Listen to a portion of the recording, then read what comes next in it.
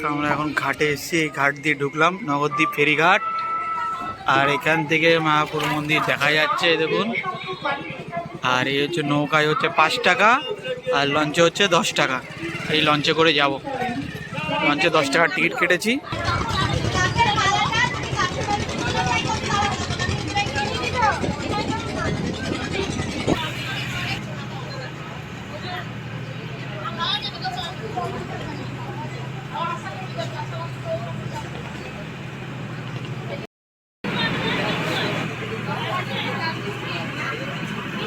মিলনস্থল।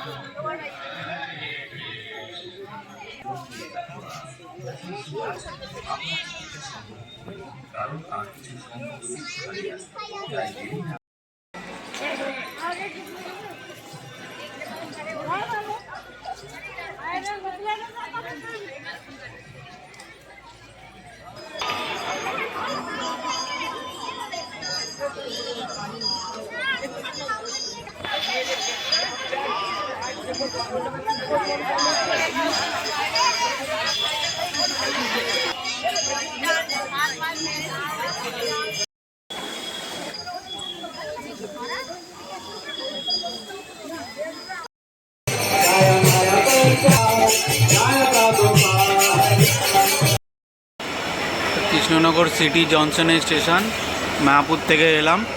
এটা হচ্ছে কৃষ্ণনগর স্টেশনের 2 নম্বর। আমরা এখন ঘাটে এসেছি, এই ঘাট দিয়ে ঢুকলাম নবদ্বীপ ফেরিঘাট। আর এখান থেকে মায়াপুর মন্দির দেখা যাচ্ছে দেখুন। আর এই হচ্ছে নৌকায় হচ্ছে 5 টাকা, আর লঞ্চে হচ্ছে 10 টাকা। এই লঞ্চে করে যাব, লঞ্চে 10 টাকার টিকিট কেটেছি। এই লঞ্চে করে যাব। আর দেখুন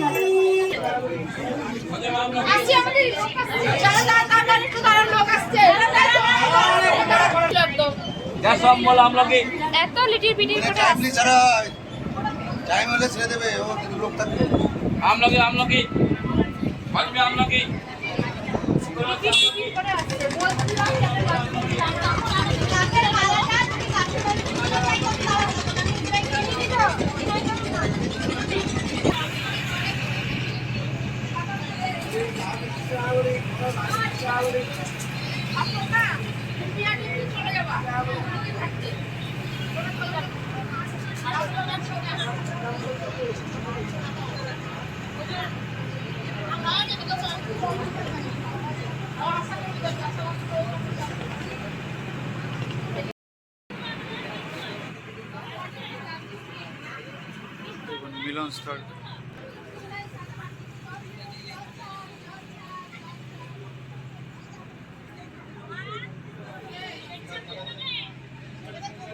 ওইটা দেখা যাচ্ছে দেখুন ভাগীরথী, আর এটা হচ্ছে দেখুন কালারটা আলাদা জলঙ্গি। এই দেখুন এটা হচ্ছে জলঙ্গি নদীর দিকে আমরা ঢুকে গেলাম, আর ওইটা দেখালো ভাগীরথী। এটা হচ্ছে ভাগীরথী আর জলঙ্গি নদীর মিলনস্থল, যেটা নবদ্বীপ থেকে মায়াপুরে যখন আপনারা লঞ্চে আসবেন তখন সেটা দেখতে পাবেন। আর এটা হচ্ছে দেখুন আর এখানে 10 মিনিট অন্তর অন্তর লঞ্চ চলে, পাবেন, কোনো তাড়াহুড়ো করবেন না। আর এই দেখুন ওই যে দেখা যাচ্ছে ওটা মায়াপুরের মেন ঘাট, আর এই হচ্ছে জলঙ্গি নদী।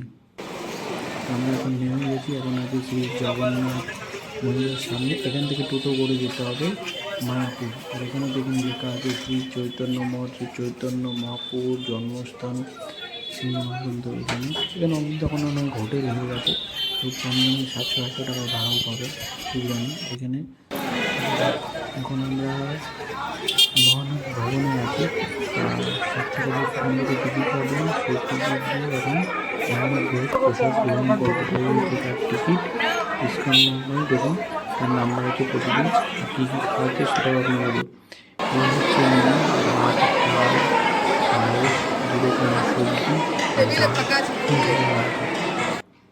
আর এই হচ্ছে মায়াপুরের যে নতুন মন্দিরটা তৈরি হচ্ছে, বিশ্বের সবচেয়ে বড়, উঁচু এবং বড় মন্দির।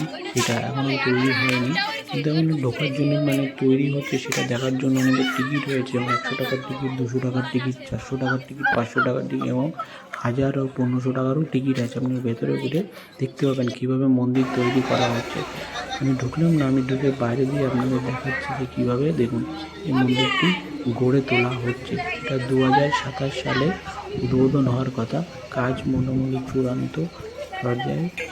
আর এই হচ্ছে চন্দ্রনাথ মন্দির। এই মন্দিরের ভেতরে মোবাইল ক্যামেরা কিছু অ্যালাউ নেই, আপনার মোবাইল জমা রেখে যেতে হবে। এখানে একটা মাইক তুলে দেওয়া হয়েছে, আই লাভ মায়াপুর, এটাও খুব সুন্দর লাগছে।